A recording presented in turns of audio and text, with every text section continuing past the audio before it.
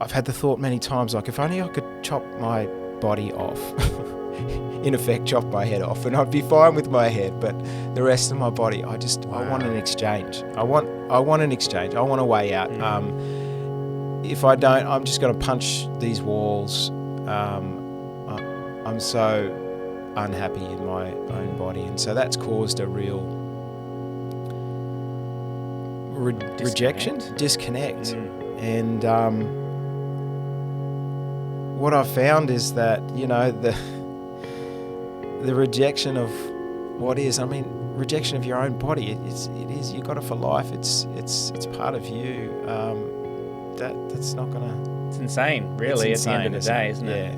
Yeah. And I think what's helped me is actually sort of treating my body not as me, but as my closest companion. I like that. In life, right? And so that separation gives me the license to listen in, to love it unashamedly and unselfishly.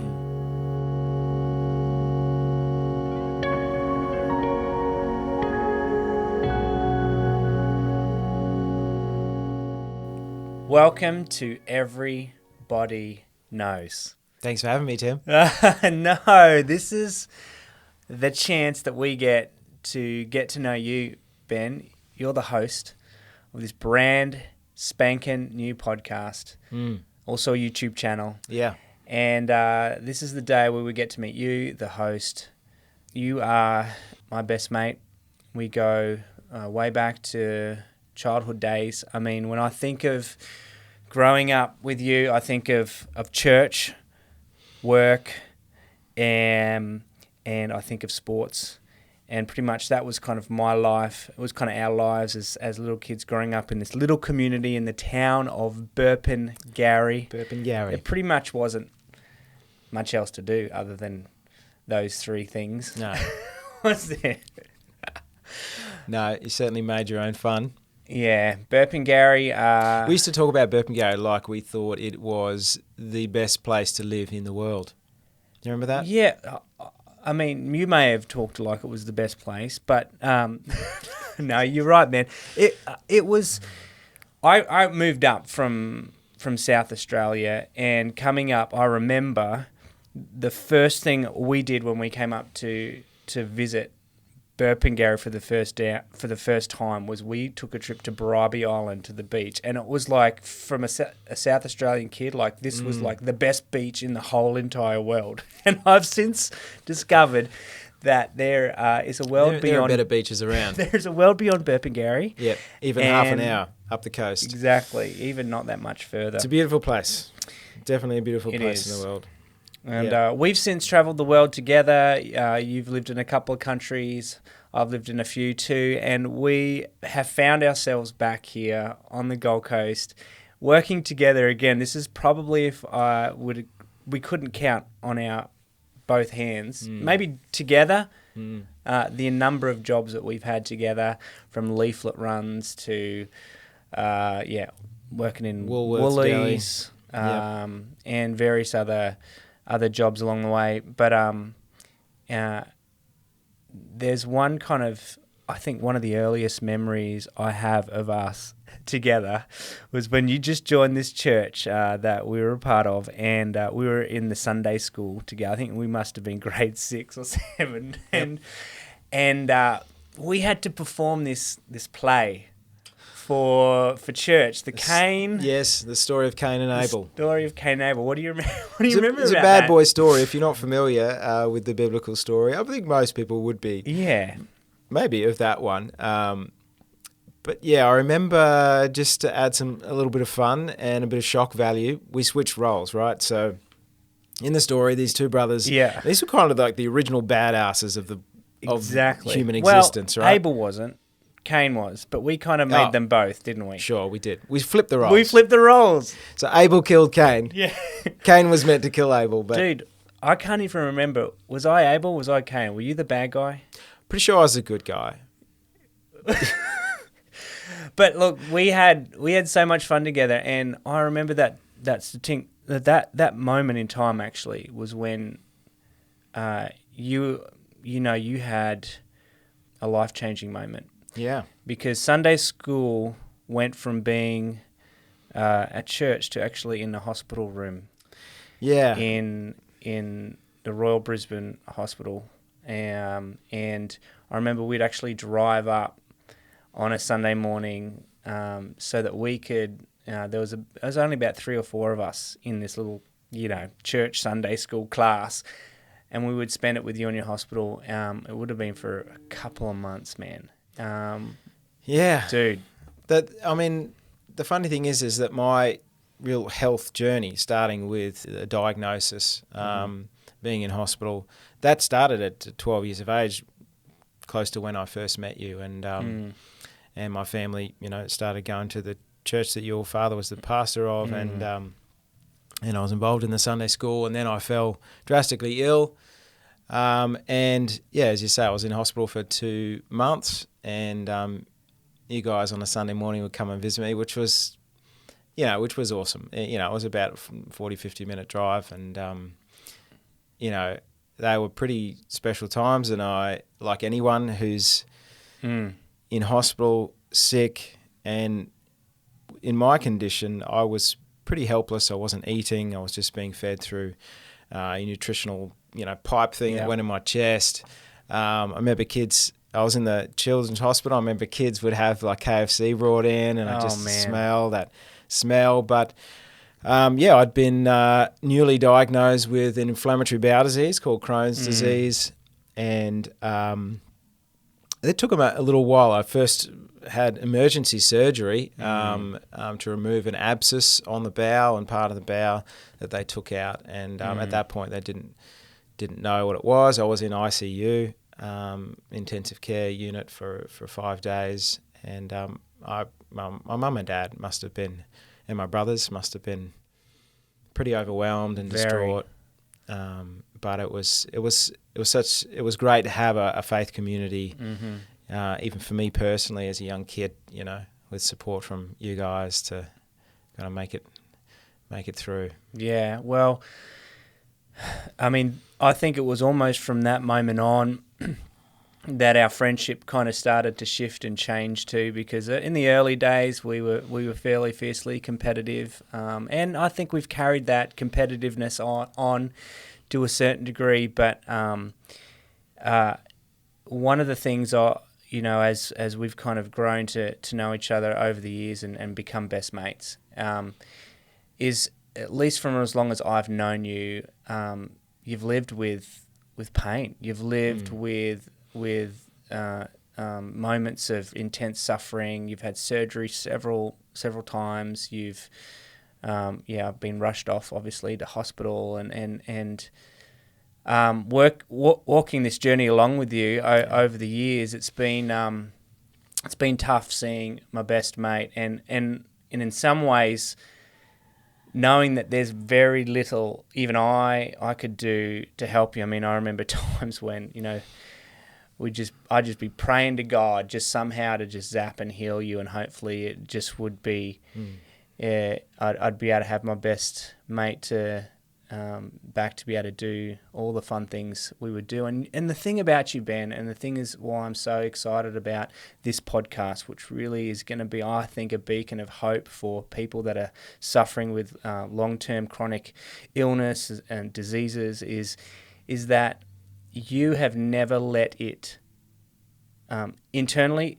You might have been, it might have been holding you back, but on the external, mate, the way that you have pushed through, the way that you have been relentless in your pursuit of not giving up, of not resigning, has been inspiring to me as a mate. The way you've lived your life and accomplished the things that you've accomplished, it's just been incredible. So thank you for being courageous to step up and kind of start this next phase of your journey.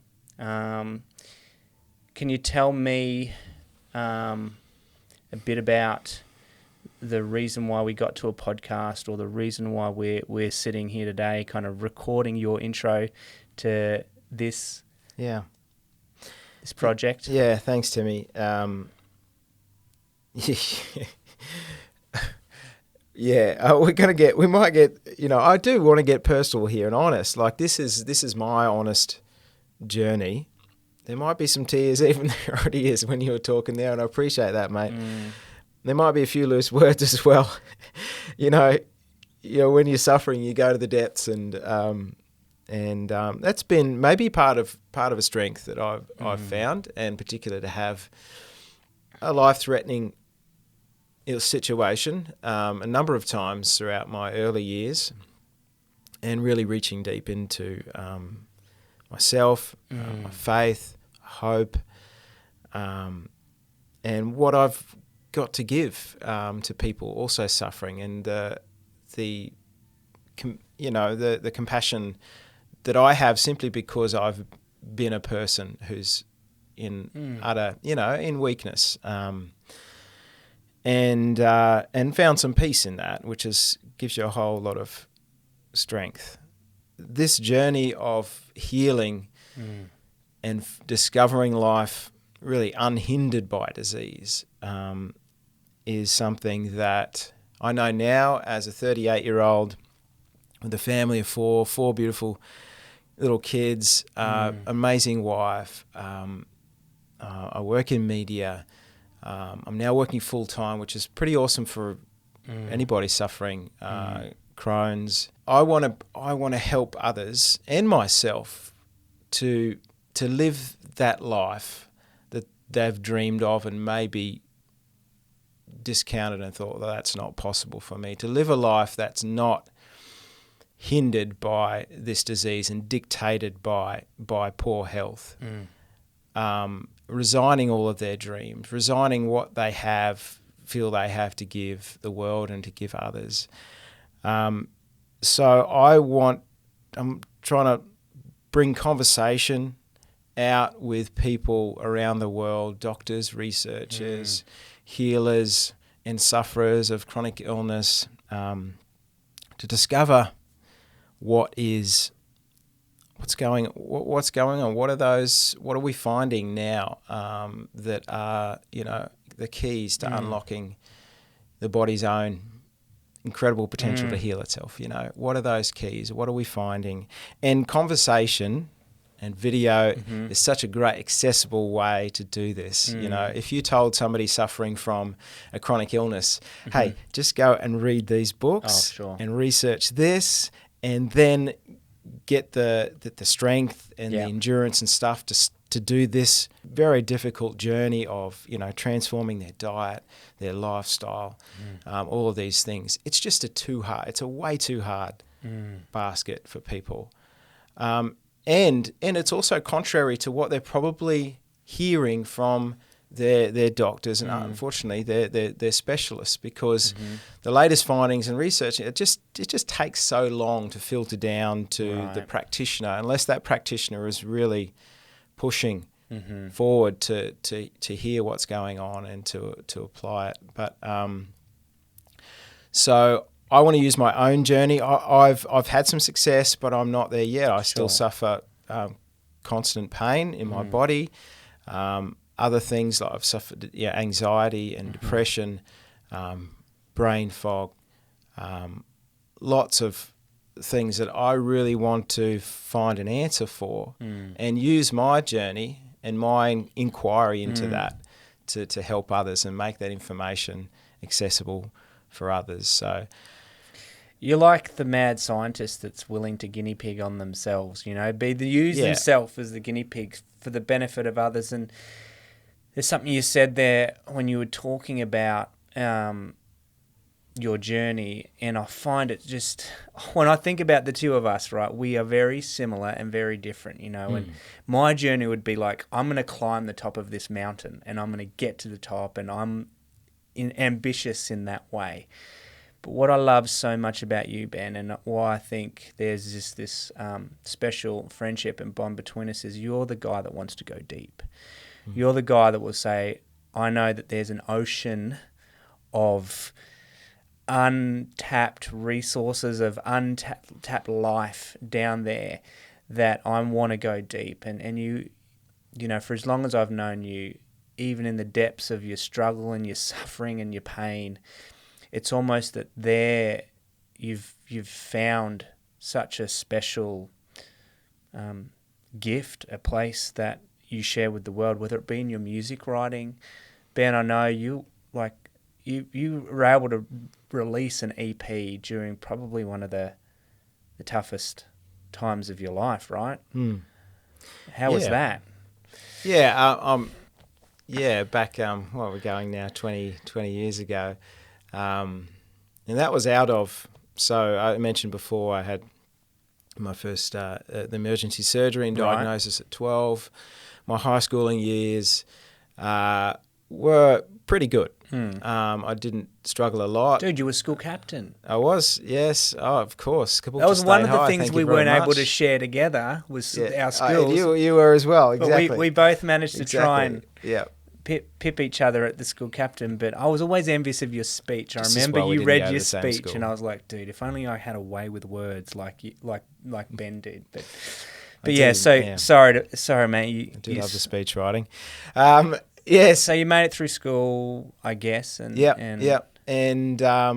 then so I went to university to study communication and media. And that first year, my parents moved away. They wanted to try a life in England, and I was well at that time, so they felt move away. But in that first year of university, fell ill again, and all of a sudden I was in hospital again. They were trying to drain another abscess from my bowel, and that was about a month or so in hospital with that, and that just didn't work. So then the abscess seemed to be growing out of control. So then I had another surgery to remove the abscess and take the bowel out, and that was just as harrowing as the first, if not more, because for my parents, particularly because they didn't tell me this till much further, in years beyond that. But they had a meeting. The surgeons and stuff had a emergency meeting while I was on the operating table to kind of talk about the complexities of where the abscess was, and filtered down into my leg, and they weren't sure whether they were going to be able to do it successfully. Oh my gosh. And that was really tough for my parents. They obviously flew back and they were there while this was happening. And so thankfully they did. Yeah. They proceeded, and they were reasonably successful. I've got numbness and stuff down my leg from that still now. Wow. How many years? 20 years on. So maybe there was some nerves and things hit. And, a whole lot of scar tissue in there. I had a recent colonoscopy, and that's... Anyone knows. We all know what a colonoscopy is. And if you've got any sorts of bowel trouble, you know what colonoscopies are.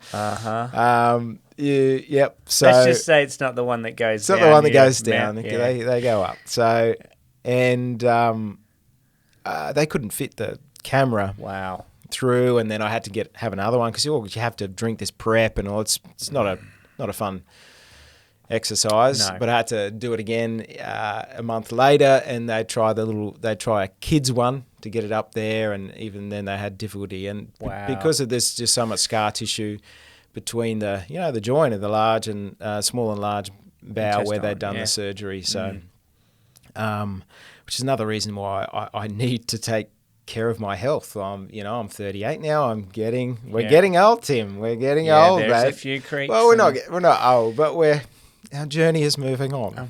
Okay. Speak for yourself. Yeah. But I need to look after myself. Yeah. And so a year. But man, as I was saying before, when you're weak, you either check out or you go deep. And there's no weaker place when you can't bathe yourself, you can't eat, you're just there, and you're asking all the questions. I remember listening to songs, and back then it was really faith songs that build build my faith up and give me, hope. And I had a deep sense of connection with God, with the divine, and that I wasn't alone, And I would just cry on the hospital bed, just cry, listening, not in a sad way, in a hopeful way, and just enjoying the peace amidst, uncertainty almost and the mystery. Weakness. Yeah, the mystery of it. And I was like, yeah. And which is where music takes you, and which is, I think, why it's such a significant part in your life. Yeah. And so from then, I came out of the out of hospital, and in my recovery, I just started writing songs, and then within a year of that, I put out my first 7-track EP. That was on the back of actually winning a songwriting competition. Oh, you didn't remember that, did yeah. you? Oh, yeah, no, I Dude, did. I don't know how mate. I won that, we were cheering you on, and it was incredible. Yeah. That was a highlight. I remember. That was, yeah. Something to be proud of. Yeah. And so that it was an achievement as well, I guess. Yeah. That hey, life isn't over. Yeah. You can do stuff, and any journey, any accomplishment. It's just, as I said, I come out of hospital, I wrote a song, just me and my guitar, and it's just step by step. You can, it was a way for me to process my own pain and uncertainty in a really healing way, and all of a sudden, I got a few musos together, a few mates, and who contributed to the album. And at 19 years of age, I had an album out and a launch, and it was pretty awesome. Yeah, talking about achievements and life achievements, it wasn't too long after that you met your bride. Yes. The sweet Jessica Cleaver, and we were actually we were dating best friends at the time, weren't we? Just to throw that in there. Yeah. Yours went the distance, and mine didn't last very long. Until you met Sarah. Yeah. Until I met my wife a few years later in New York. But yeah, mate. And I look, and with Jess's incredible.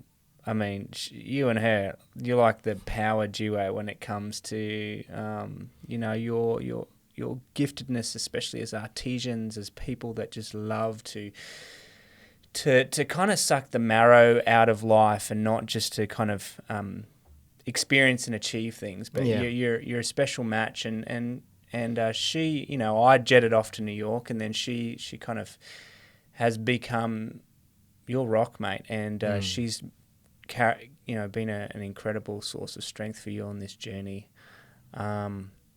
Absolutely. And, even your wedding day itself was kind of a reminder, I think, for her and for us all of the commitment that she was making.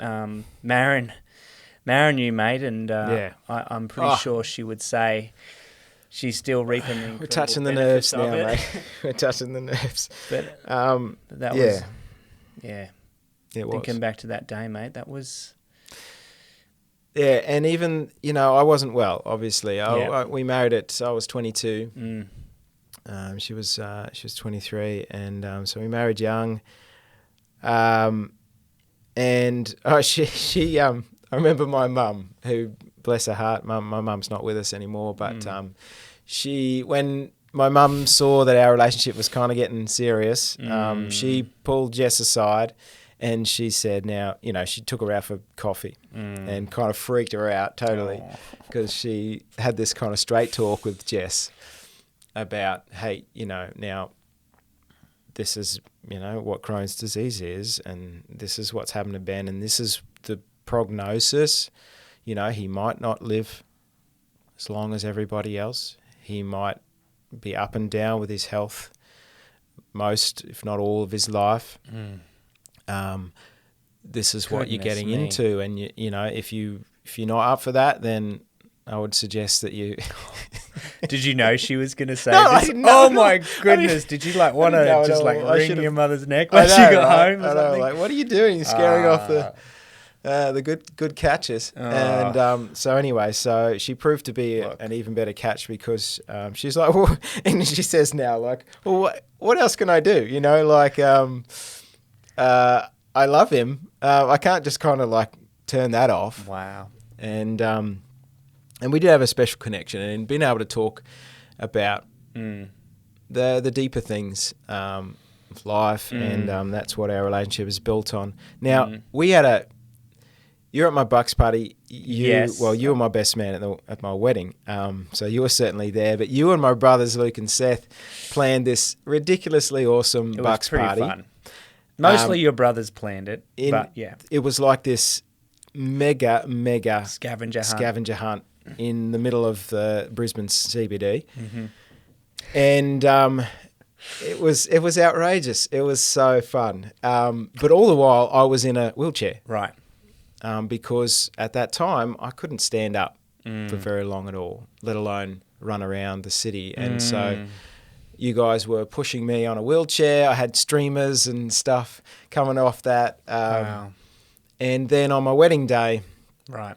I couldn't stand for longer Barely than stand up. 5 minutes. So I had a chair there. And here's this gal marrying this guy who can't barely stand up on a wedding day. And it's typically one of the things you check off if you're looking to hitch up with somebody is, do they have a good career? Do they have, are they heading in a good direction? Is there security there for me? And Jess would say that she's somebody that looks for, she likes her security. And so it was a huge leap of faith for her to get tangled up with me. So, and we bought a house. We bought our first house a few years later, and then about 2 months after that, I had to quit work altogether because I was just too unwell. So we had a new mortgage, and she was the breadwinner. And there were many days there where she'd come home and I was just lying on the couch, the same position I was when she left. And that is so hard to take for me to see her as a man, somebody who wants to be the breadwinner, solve all the problems, give my wife security and the life that she wants. And I know that would be a similar story for many people suffering from chronic disease. The life that they want and the life that, it's like you see often these sort of influencers and people out there going, you can have whatever you want. You can, if you dream it, you can do it, all this sort of stuff. And I often think in the back of my mind, yeah, but you haven't suffered a chronic debilitating disease, man. And look, not to say that we can't take back some control. And that's what I want to pursue as well, taking responsibility for your health. Because there's answers out there. It's not an overnight answer, but there's a journey that you got to go on. You got to be up and take responsibility and take some control of your health and well-being. Because there are so many things that you could do and at least start the journey toward that your body's going to benefit, and maybe even, you're going to get to a place where you can live that reasonably normal life, or even beyond that, and outrageous health. So that's the journey that I want to discover. And look, that particular situation when I was at the worst health wise after we'd bought the house, and that started me on the journey of I got to find another way here. The only help I'm getting from conventional medicine, which I'm not out to poo-poo at all. Exactly. There's a role there, and there's certainly, I would not suggest, people turn their back on the wisdom of medicine, but there's only so much that they can do, and they've been trained to do as well, to prescribe drugs for certain symptoms and stuff like that. I wanted a way. I believed in the innate potential for the body to heal. And it was a step of faith for me as well, because I believed in a sense of, that I needed to respect and love the body that I've been given, and not just treat it in a compartmentalized. The gut's something wrong with the gut, so we got to have a pill to target the gut. Because we're seeing so often, and I hear so often that the medications that people take, that they might fix the gut or subside the symptoms, but they have ramifications that you just don't want throughout your body, particularly for short term and certainly long term. And it just wasn't the way for me. So I began a journey of trying to find out how. Exploration. Yeah. And it's what I hear you kind of saying is every kind of interaction, and for many cases necessary interaction with modern medicine or doctors or hospitals, and was intervention to intervention, or from there's some serious symptoms here, we've got to make sure we manage those things, but you're saying right now that we can go deeper, we can get beyond just going from the next crisis to the next crisis. It's about how do we live in the day-to-day? How do we tap into the resources that are at our disposal today, here, within my own body? Absolutely. And it takes a commitment. It takes some slowing down and learning and not listening and respecting your body, rather than just using and abusing, as we do.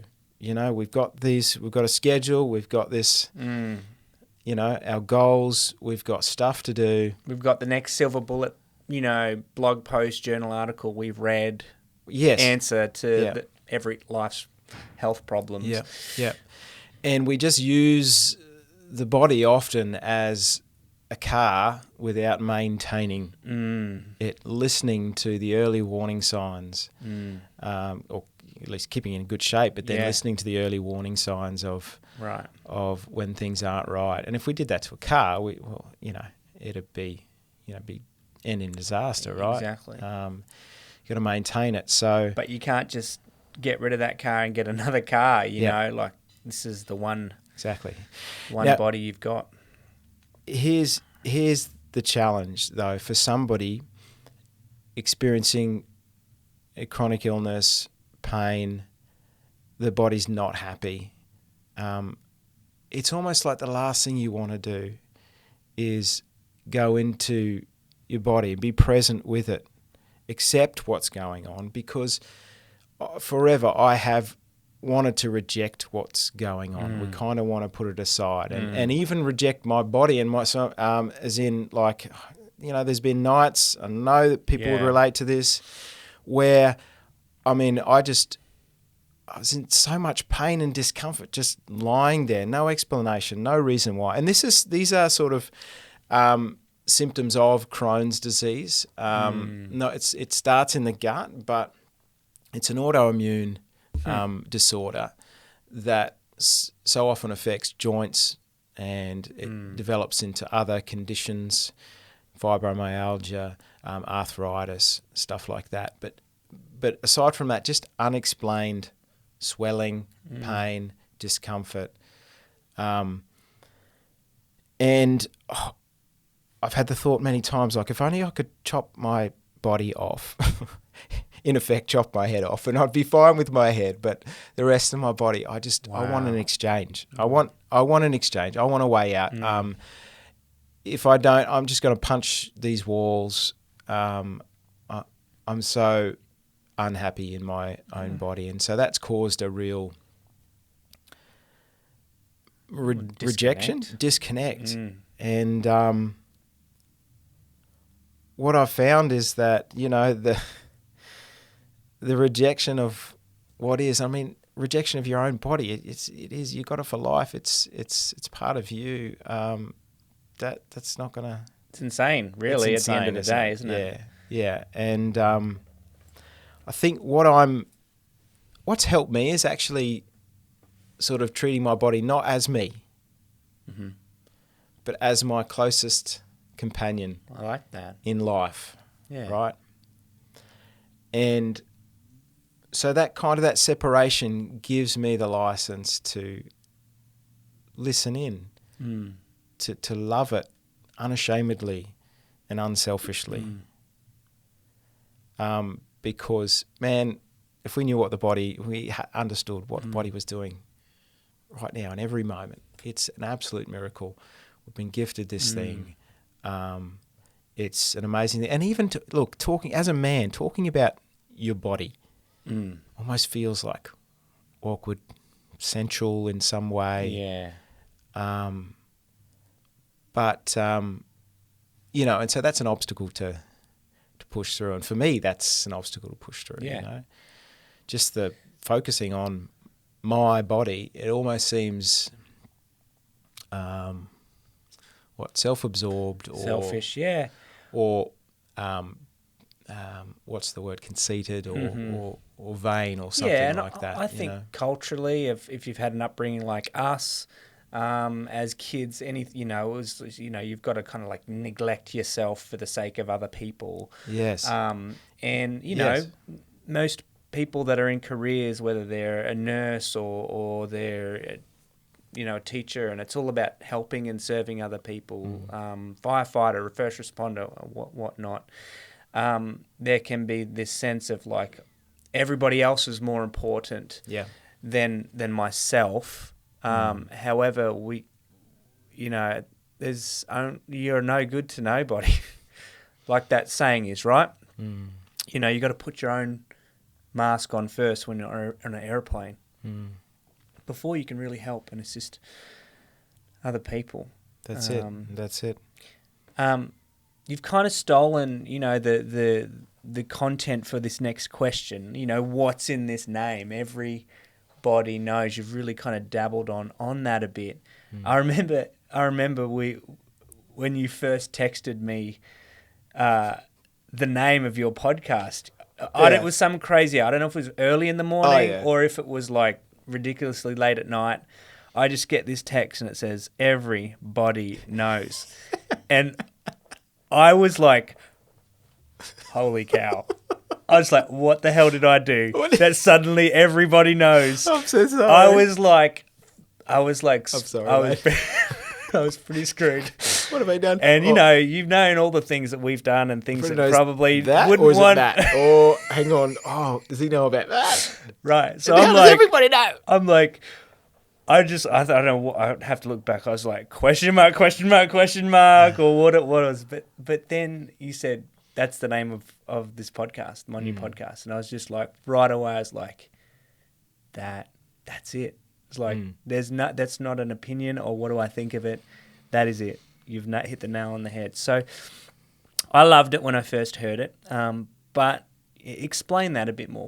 What is, build on what you've already shared, I think, to kind of nut that out. Yeah, and I mean, it's really that reference to the body's intelligence and innate ability to heal, that the body keeps a score. I think there's new research out and developing research about the body's ability to hold memory even more accurately than our memories, our cognitive memory, cognitive in our mind, memory. yes. And that emotions connected to thoughts, trauma, that sort of thing, and is present in the body. And so it's a reference to that, and that the journey to healing is not rejecting the body, but going deep and loving it, embracing it, and listening to what the body's saying. And that's not just for people recovering from seeking to overcome disease and sickness, but for everyone. So that's kind of the journey. It's also, now, you're no stranger to the Enneagram, I was going to get there. Yeah. Is, and this, you know the story, the backstory to this. Yeah. The Enneagram is like a psycho-spiritual, somatic personality typing. Yeah. It's very hard to describe. Enneagram, look it up. There's plenty of places that'll come up to do that, to explain it better. But yeah, go. And I would recommend that too, because the more the Enneagram helps to. There's 9 types, and it's a window into understanding yourself, your motives and your strengths and weaknesses, how you behave when you're healthy and when you're not healthy.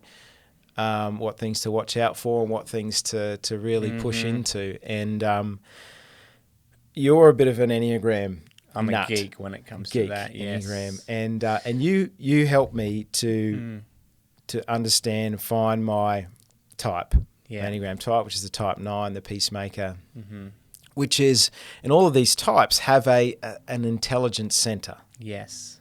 Right? And there's 3 sort of intelligence centers, body, mind, and the heart. Yeah. And so 9 sits right in the middle of the body intelligence.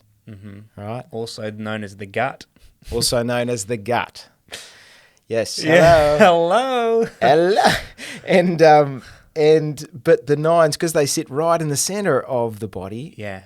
They sometimes their biggest struggle is they're so disconnected from the body intelligence, but that's their superpower, right? Because they're not anchored anywhere else, right? Like, because this is when, if you get into it, either side of you is a 1 and an 8, and they're also in the body, and these wings that kind of like an aeroplane that balance kind of out, your core central. That's the beauty of the Enneagram, is it's this ability to integrate all we're a fragment of all of the types, but as you kind of narrow into the portal, that window that you kind of come into this world, you're so in it that you've got no anchor points to really ground you out of that. And so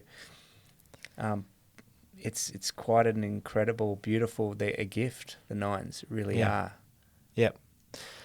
So when I discovered that, it was a piece of me, and I knew I needed to push into my superpower, really, is the instinctual intelligence. Sure is. That 9s can often repress the instinct, the wants, the desires, and almost keep the peace by merging with others. Yep. And going along with others, plans and whatever. And when I discovered that, I knew that this podcast had to inspire me to push into the body and my own body and making friends. And it excites me because, this is my bestest of closest of friends this year. And I want to respect that. I want to break those negative feelings and the negative relationship that I've had with my body, and it draws you. And a lot of people would say in the mindfulness and meditation field that the mindfulness starts with being present with your body, and this is what I don't just want dangle this carrot of health and wellness for people in a really bad way. There's somewhere, if you work hard enough, at the end of the rainbow, your body might be well, but you got to strive and stress and deny your body, deny all of that. That's no help. That's no real help. And that's what I feel like are people's stumbling block, is that health and wellness and the things we've got to do to get there are just so unattainable for somebody who's just struggling to get up in the morning. But if we can find a peace and almost gratitude for our body right now, listening and not pushing away and not rejecting what's going on, that's where the inner peace starts, and that's where the strength comes from to start the journey. Embrace it. You know, yeah. But be okay now. Be Yeah. okay. You might be in a pit, but acknowledging you're in a pit is the first step. Right. You know, Not beating yourself, not judging yourself for being in a pit. Why shouldn't I be in a pit? I've been diagnosed with this, but however, where can I? What resources do I have right here, right now? I've got my body; it knows. It knows. And when I hear the body, or I hear people talk about it, I kind of just get, I'm kind of trapped in this kind of Greek, I guess, thinking of the body just as what's material, right? What is my physical health, or the physical aspects of things? But from what I understand, I've kind of had a look at a couple of the guests that you've got coming on, is that you're approaching this not from just a physical body health component, but from a real holistic. The body isn't compartmentalized into these three things. It is actually the whole approach. No, we talked about portals before, you know, and almost it's my portal, and I believe it's others' portal, coming to the present moment, and not, and the body helps you to do that, but it's embracing, it's all connected, it's integrated, your mind, your cognitive, your thoughts, and your spirit. I'm a big believer in spirit, from having a faith background, and in the depths that I've that I've plunged into my own life. And I say that it's we've all had our struggles, but I've definitely found a strength of spirit beyond what my physical and mental strength is, and I believe that's part of our whole being, body, mind, and spirit. And if we sort of pay too much attention to one over the other, or deny the other, I think that will, won't be the path to get to that true wholeness of being, and I think embracing it all and seeing it as one and integrated is the way to go. So I want to explore that connection. Yeah. So you've got doctors and researchers and those that practice more traditional, even Eastern medicine, to your guest list pretty broad and pretty wide and varied. Wide and varied. I love hearing people. I love hearing the wisdom from different traditions that might be different from my own. What have we got to lose if we listen? And I think truth is truth, no matter what face it is, and what title's on the book. What title's on the book, and if it's not truth, it'll be found out. And I would like to help people and myself let go of the negative beliefs and patterns and thinking that are holding me back, holding my body back from wellness, holding my spirit back from what I've got to give the world. And I forgot where I was going. What comes to my mind is that when you tap into it, when you look at it holistically, because you alluded to earlier, excuse me, in the struggle and the challenges that your health, one area of your life actually impacts every area of your life. And if I would ask you what's been the hardest part, has it been the relational challenges that it comes? Has it been the purely physical pain challenges that has it come? Has it been the, hey, what's my purpose, my career challenges that comes? I mean, could you even answer that? Like, can you even separate them all out into that? I don't think I've struggled relationally. I think in some ways it's helped me to sit and listen. My wife has taught me to cut things out of my life that make me busy. Right. And that and was your hard best to mate's start with. kind of just always saying, come on, let's do this or let's go that. And you like never want to let me down. And, That's it, yeah. you know, we're out surfing and you can barely walk. And Right. Because you don't want to 'Cause miss I don't wanna out let people down and let miss people out, down. for 'Cause sure. that's who you are. Right. So But you're blessed, aren't you? I mean, I'm sure people listening in would just, you know, they're very jealous right now that they have a life, that you have a life partner that is considerate and understanding and caring. Oh, Tim, there are people, you know, I belong to a few support groups for IBD, inflammatory bowel disease, and there are people often posting, my partner just doesn't get it. They think I'm making it up. And so not only are you living with, I was going to swear there, but you're living with incredible Hell. I'll hold it back. Hell in your body. But somebody who's closest to you, sleeps in the bed next to you, and is not validating what you're going through and almost making you feel small and like you're going crazy. It's So the shame you carry, Yeah. man, yeah. Yeah. And I hope that part of my journey, the channel, the podcast, is getting awareness out there of these conditions, and that we're all a little bit, hopefully the sickness and struggle like that can often be like, you don't want to talk about it because it just sounds like complaining. And so people go about, and maybe I've met a lot of people in my life that probably don't know I've had health struggles. That's cool. Yeah. There's a lot of people out there who wouldn't want to talk about things, and they're private things as well. I mean, Yeah. Who does want to talk about them having Their to, like with diseases Crohn's, like have to, Yeah. most Crohn's people, when they go into any new place, they're looking for the nearest toilet to make sure that they've got can make a pretty quick beeline when they need it. Crohn's people, they've had a lot of them have had a lot of their digestive tract removed.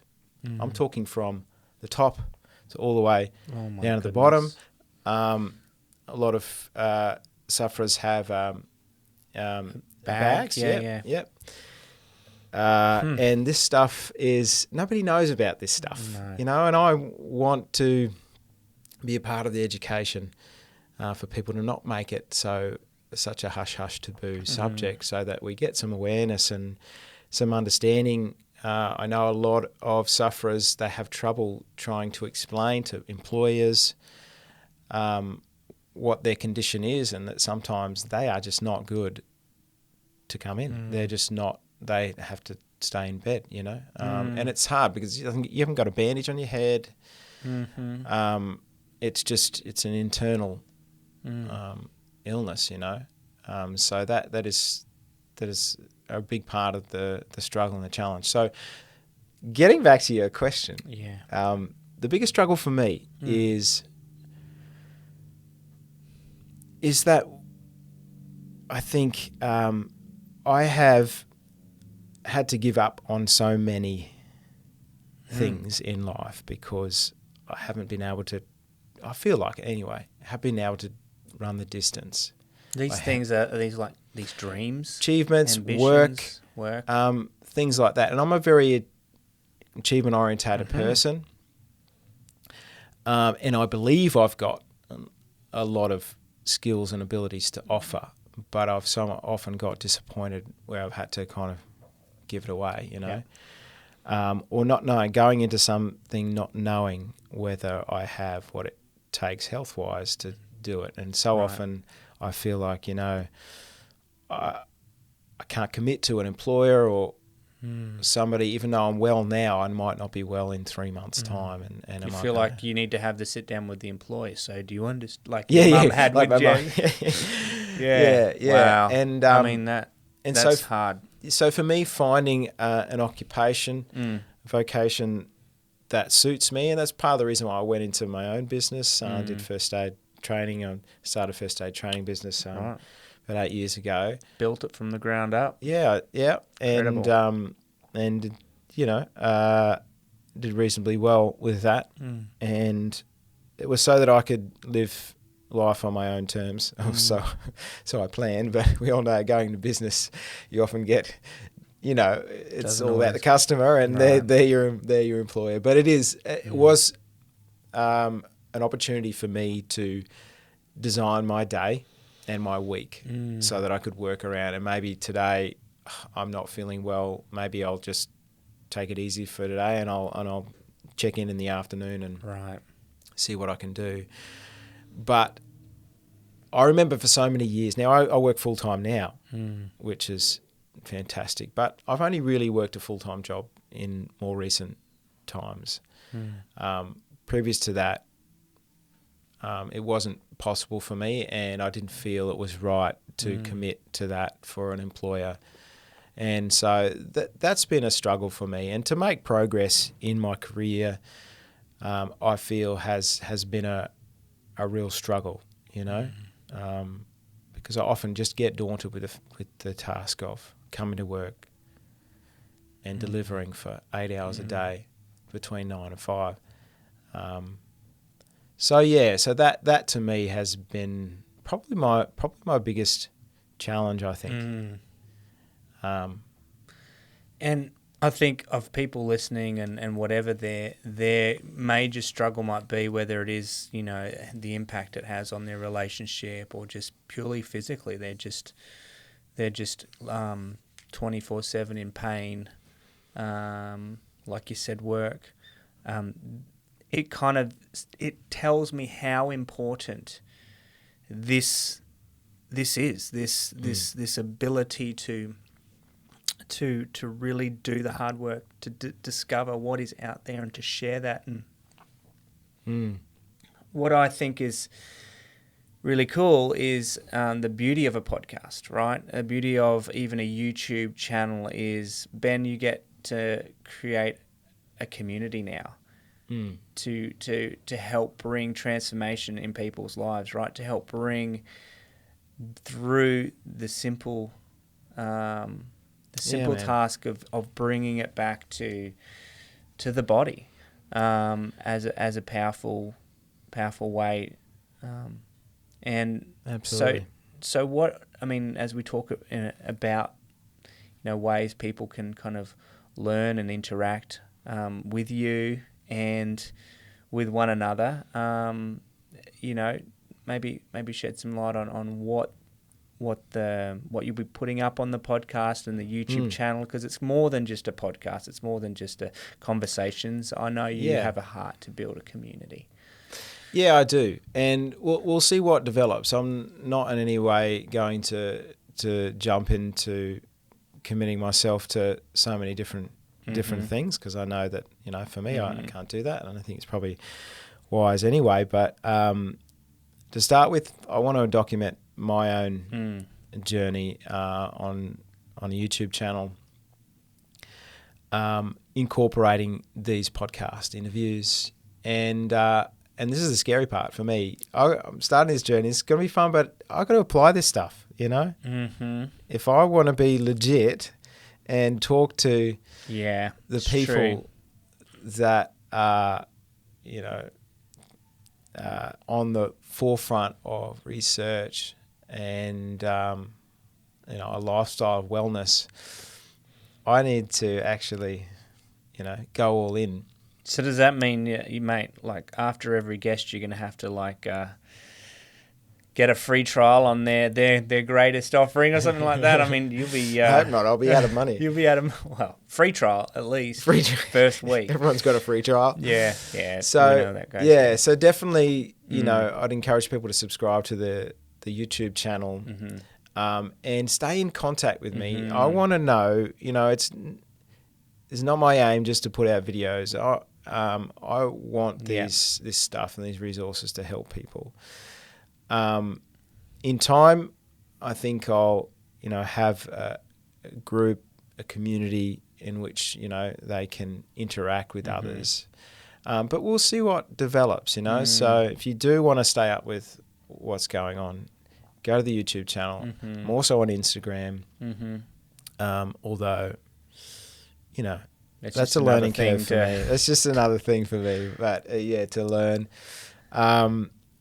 and also you can subscribe on the podcasting platforms, Apple, Spotify, all of those. But I do want to hear from. This is not going to achieve what it needs to achieve if I don't hear from my audience. What are some of the things you put in the comments on the YouTube videos? What are some of the things that you learned from this? What are the things you want to hear? What areas are you interested in? What challenges do you have at the moment? What are you learning? I also want to interview people living with these conditions, not just the researchers, the doctors, the people on that side, but I want to learn from people with the lived experience. Yeah. So I want to help to take people along the journey and be guided by them as well. Yeah. Look, Ben, honestly, there is nobody else better fit to take on this project that should be, and I mean this, that should be putting out a podcast and putting out putting their journey out there, mate. You have an incredible amount of empathy, and I think that is the in many ways the superpower, not only of a 9, but the superpower of you, Ben, is that ability to understand people, to understand. I feel like you know me better than I know myself in some ways, and for this kind of conversation, for this kind of journey, needs what you have. It needs that empathy. It needs that respect and that commitment to go deep, to really truly go. Places where maybe others would be like, I'm not sure, but you just never know, right? There's a saying I really love. A guy named Joseph Campbell says, the treasure that you're looking to find is in the dark cave you're afraid to enter. Wow. And it's the hero's journey, right? The hero's journey. The guy. Rode the hero's journey, yeah. And so, and I really believe that each of us have treasures inside of us. Ben, I'm grateful that you are sticking your neck out, mate. And saying, all right, it's time. And so what's next, mate? What are people? Is there anything else you want to make sure people know, and anything you want to kind of signpost for what's coming up next we haven't already covered? Yeah, I think we've covered most things. I mean, I've already got a few podcast interviews in the bag. And as we said before, it's going to be wide and varied. But I'm going to be led by, I think it's going to be most genuine and helpful if I'm led by my own curiosity and gut, that's right, and need to find the solutions, the things that ail me and the challenges that I have. Yeah. I think that's going to be the most honest and most helpful for people.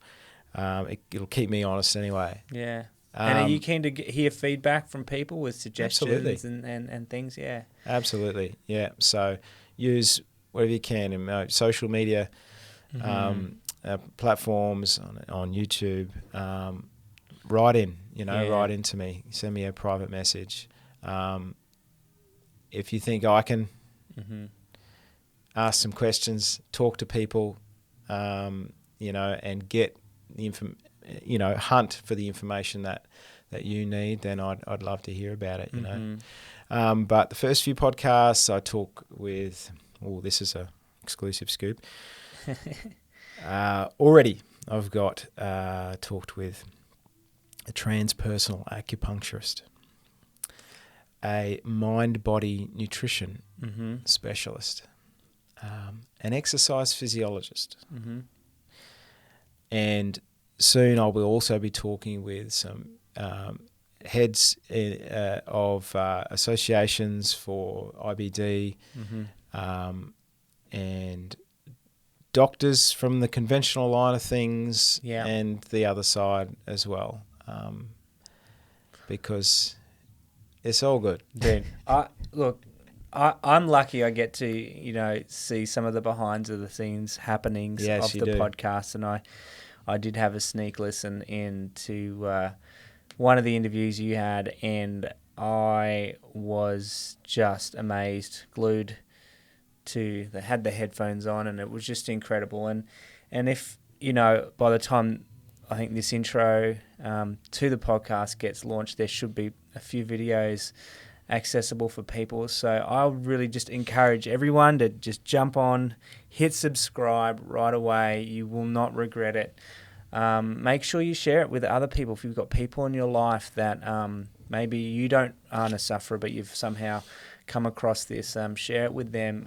I'm sure it will be an incredible source of wisdom, of understanding, and hopefully compassion, helping them to have compassion on themselves. Because that, again, too, Ben, is what I love about what this offers, is a place where it's a compassionate journey.